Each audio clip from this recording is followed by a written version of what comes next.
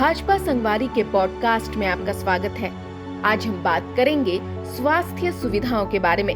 मोदी सरकार के 9 साल सेवा, सुशासन और गरीब कल्याण के तहत किस तरह से सभी के लिए सस्ती और सुलभ स्वास्थ्य सेवाएं मुहैया कराई गईं, साथ ही आयुष्मान भारत प्रधानमंत्री जन आरोग्य योजना के रूप में दुनिया की सबसे बड़ी स्वास्थ्य बीमा कार्यक्रम की शुरुआत भारत में हुई।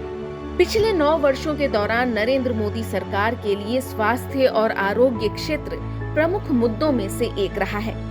टीकों की 220 करोड़ से अधिक खुराक देने और जरूरत के समय दुनिया को भारी संख्या में टीकों का निर्यात करने के साथ साथ वैश्विक महामारी से भारत की जीत में यह महत्वपूर्ण घटक रहा है। सभी के लिए सुलभ और सस्ती स्वास्थ्य सेवा सरकार की प्राथमिकता रही है और भारत के नागरिकों के लिए एक वास्तविकता बन गई है। पहले कम आय वाले परिवारों के लिए चिकित्सा पर होने वाले खर्च भारी आर्थिक बोझ डाल देता था और अक्सर उन्हें कर्ज के जाल में फंसा देता था।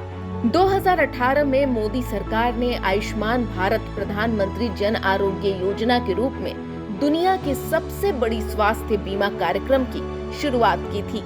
ये योजना लगभग 22 करोड़ भारतीयों को चिकित्सा पर खर्च के बोझ से बड़ी राहत दे रही है। इसके अलावा Ayushman Bharat digital mission digital रूप से जुड़े स्वास्थ्य सेवा पारिस्थितिकी तंत्र के निर्माण के लक्ष्य को साकार कर रहा है। 25 करोड़ से अधिक लोगों के स्वास्थ्य रिकॉर्ड को उनके आयुष्मान भारत स्वास्थ्य खातों से जोड़ा गया है। डिजिटल रूप से उपलब्ध स्वास्थ्य रिकॉर्ड ABHA धारकों को ABTM नेटवर्क में कागज रहित स्वास्थ्य सेवाओं का लाभ उठाने में सक्षम बनाएंगे। सरकार का टेली मेडिसिन कार्यक्रम ई-संजीवनी देश के स्वास्थ्य क्षेत्र में काफी बदलाव ला रहा है। इसके माध्यम से 10 करोड़ से अधिक लाभार्थी अपने घर से ही गुणवत्तापूर्ण स्वास्थ्य सेवा प्राप्त करने में सक्षम हुए हैं, जिसने विशेषज्ञ चिकित्सा देखभाल सेवाओं में शहरी ग्रामीण अंतर को पाटा है। 700 से अधिक जिलों में स्थित 9000 से अधिक जन औषधि केंद्र सभी को सस्ती और गुणवत्तापूर्ण जेनेरिक दवाएं उपलब्ध करा रहे हैं। सरकार टीके से रोके जा सकने वाले किसी भी रोग से लोगों को बचाने के लिए प्रतिबद्ध है। इस संबंध में मिशन इंद्रधनुष के विभिन्न चरणों में 4.45 करोड़ बच्चों और 1.2 करोड़ गर्भवती महिलाओं को 12 बीमारियों के टीके लगाए जा चुके हैं। इस लक्षित सरकारी पहल के कारण देश में मातृ मृत्यु दर, जो 2014 से 16 में यह दर 130 प्रति लाख जन्म से घटकर 2018 से 20 में यह दर 97 प्रति लाख जन्म हो गई है।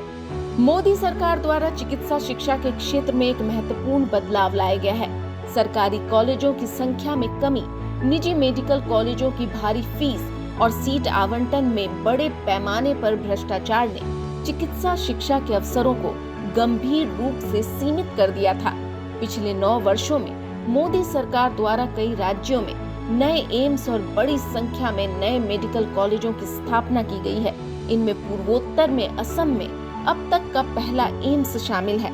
इसके अलावा भारतीय चिकित्सा परिषद को राष्ट्रीय चिकित्सा आयोग से बदले जाने के सरकार के साहसिक निर्णय ने चिकित्सा शिक्षा के क्षेत्र में भ्रष्टाचार को समाप्त कर दिया है। न्यू इंडिया में साधारण पृष्ठभूमि से आए प्रतिभाशाली छात्र भी अब डॉक्टर बनने का सपना पूरा कर सकते हैं।